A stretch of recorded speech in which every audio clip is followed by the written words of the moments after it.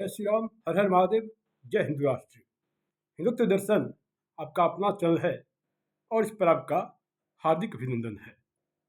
और मित्रों, आज का विषय है, जैसा कि बारंबार विभिन्न सीरियलों के माध्यम से दिखाया जाता है कि इंद्र और अहल्या के बीच का समागम की बात दिखाई जाती है, जबकि इस बात का तनिक भी लेना देना नहीं है और इस बात में रत्ती भर भी सच्चाई नहीं है। और मित्रों, ऐसे ऐसे कार्यों को दिखाए जाने का जो कुकृत्य बहुत पहले से चला रहा है।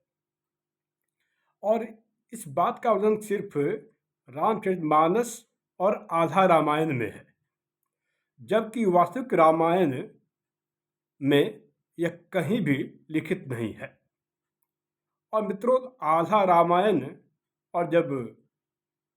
और इससे रामचरितमानस में रामायण में 102 से ज़्यादा उर्दू शब्द है। अब आप ही बताएं कि जब राम जी का जन्म हुआ था, रामायण काल में से उर्दू का कहीं भी लेना देना नहीं है। और इंद्र और अहिल्या के बीच जो भी समागम की बात दिखाई जाती है, इंद्र एक ऐसे भगवान थे जिन्होंने 101 वर्ष तक ब्रह्मचर्य का पालन किया था। 3 बार 32 वर्ष तक और तीसरा और चौथी बार 5 वर्ष तक, यानी 32 गुना 3 96 प्लस 5 101 वर्ष इन्होंने ब्रह्मचर्य का पालन किया था और इनकी जीवन अवधि 500 वर्ष तक थी। तो और साथ ही साथ गौतम ऋषि की पत्नी अहिल्या के साथ ऐसा दिखाया जाना पूरी तरह से गलत है। जबकि वाल्मीकि रामायण, जो कि 8,75,011 वर्ष पहले लिखी गई थी, और परशुरामचंद्र का जन्म 8,80,111 वर्ष से पूर्व हुआ था, में कहीं भी ऐसा वाल्मीकि रचित रामायण में कहीं भी नहीं है। और मित्रों, आप सबको पता होगा कि इस भारतवर्ष में वर्तमान में 300 से ज़्यादा रामायण विभिन्न कालखंडों में लिखी गई, उसकी रचना हुई। और इन रामायणों में सबसे ज़्यादा उत्तम और विश्वसनीय जो है वाल्मीकि रामायण, और एक है दक्षिण भारत में जो चलने वाली रामायण है, अर्थात चंपू रामायण, वो वास्तविक रामायण है और इसमें ऐसा कहीं भी लिखित नहीं है, कहीं भी वर्णित नहीं है। निम्न रामायण जो हम सभी को जानना चाहिए, इसमें से कुछ प्रमुख रामायणों के नाम मैं इस प्रकार बता रहा हूँ। एक है वाल्मीकि रामायण, जो सर्वप्रथम लिखी गई थी, जो कि वास्तविक है। उसके बाद है आध्यात्म रामायण। नंबर 2 है अध्यात्म रामायण। नंबर 3 है आनंद रामायण। नंबर 4 है वशिष्ठ रामायण। नंबर 5 याज्ञवल्क्य रामायण। नंबर 6 रामचरितमानस, जो कि तुलसीदास द्वारा रचित है। फिर Kamba Ramayan number 7। Number 8 Krittivas Ramayan. Number 9 Adbhut Ramayan. Number 10 Tattvarth Ramayan. Number 11 Sanjeevani Ramayan. Number 12 Sarvarth Ramayan. Number 13 है उत्तर रामचरितमानस से में साफ साफ वर्णित कि रामचरितमानस जब लिखी गई थी तो इसका यह भाग है ही नहीं। जब भी आप रामचरितमानस का अध्ययन करेंगे तो रामचरितमानस के साथ कहा जाता है आप इससे भी पढ़ें, जबकि रामचरितमानस जब वहाँ समाप्त हो जाती है तो फिर इससे भी पढ़ें। इस बात में क्या तर्क है? अर्थात रामचरितमानस और उत्तर रामचरितमानस में पूरी तरह से मिलावट है। उसके बाद है 14वां है प्रतिमानाटकम रामायण। नंबर 15 है राघवेंद्र चरितम। हाँ, 15वां है राघवेंद्र चरितम। नंबर 16 है हनुमानाटकम। नंबर 17 है रघुवंशम। नंबर 18 है अभिषेक नाटकम। नंबर 19 है जानकी हरनम। नंबर 20 से राधे श्याम रामायण।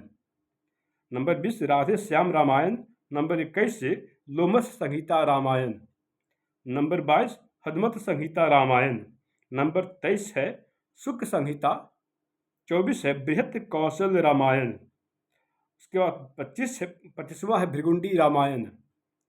और नंबर 26 है विलंका रामायण। नंबर 27 है आल्हा रामायण।